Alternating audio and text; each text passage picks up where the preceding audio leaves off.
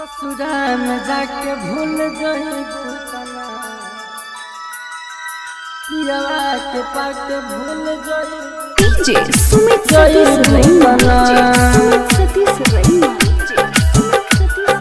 ससुराल में जाके भूल जइबू तना, SK recording studio Delhi Chhatarpur. पियवा के पाके भूल जइबू तना।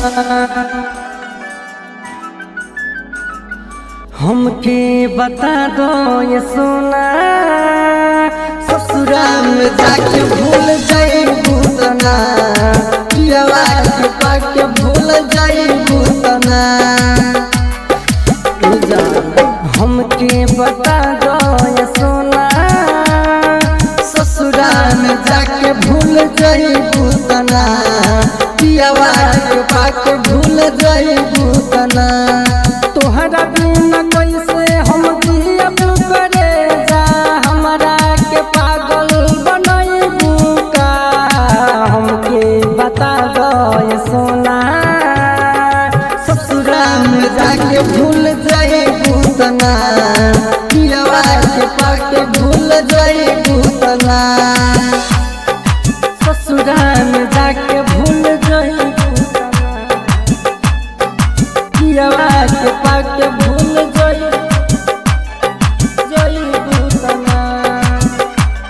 SK recording studio Delhi Chhatarpur. पियवा के पाके भूल जइबू तना।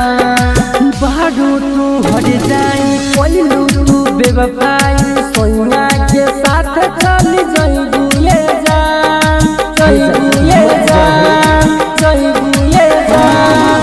बारू तू हर जाई कोइलू तू बेवफाई, सोना के साथ चल जइबू ये जान।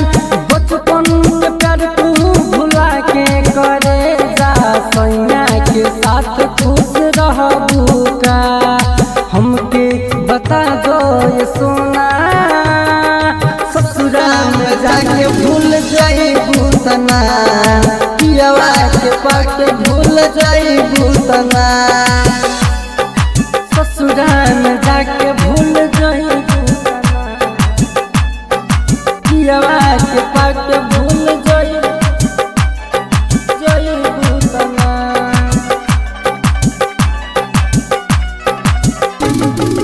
पियवा के पाके भूल जइबू तना।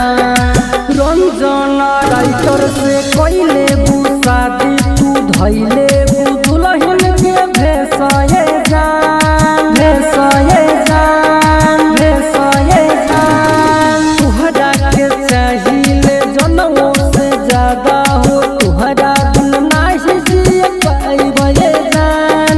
राजा अभिनस बबन चंदन के भुला के, कोनवो पर नाही बतियइबू का।